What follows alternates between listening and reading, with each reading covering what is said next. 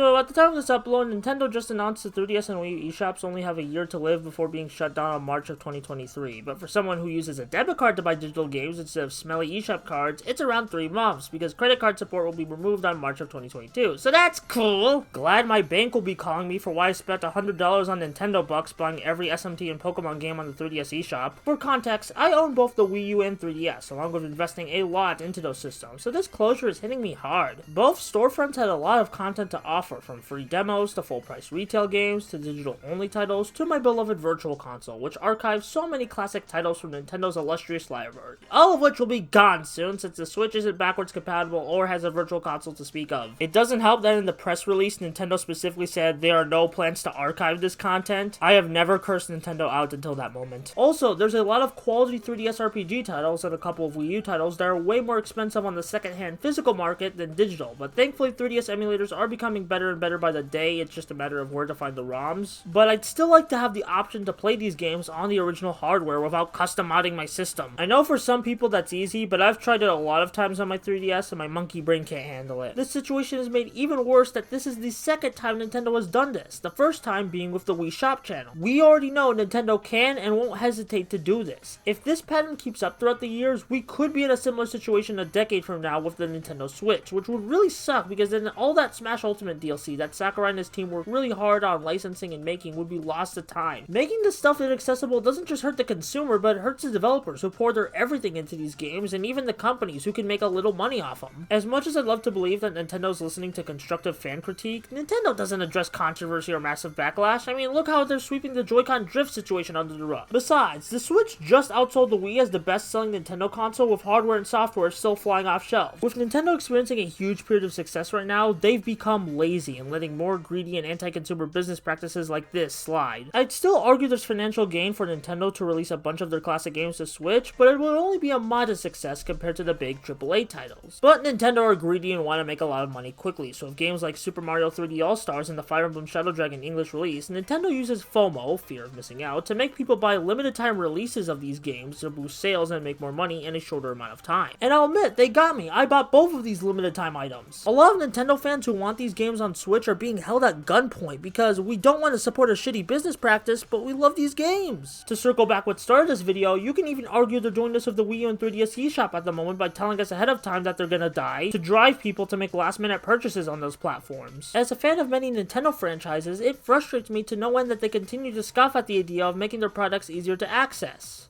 Well, legally, of course. Look, Nintendo, if you aren't gonna give us a legal way to play your games, then at least let us be pirating those games you refuse to sell us. That's all I got, but yes, it is morally correct to pirate Nintendo games.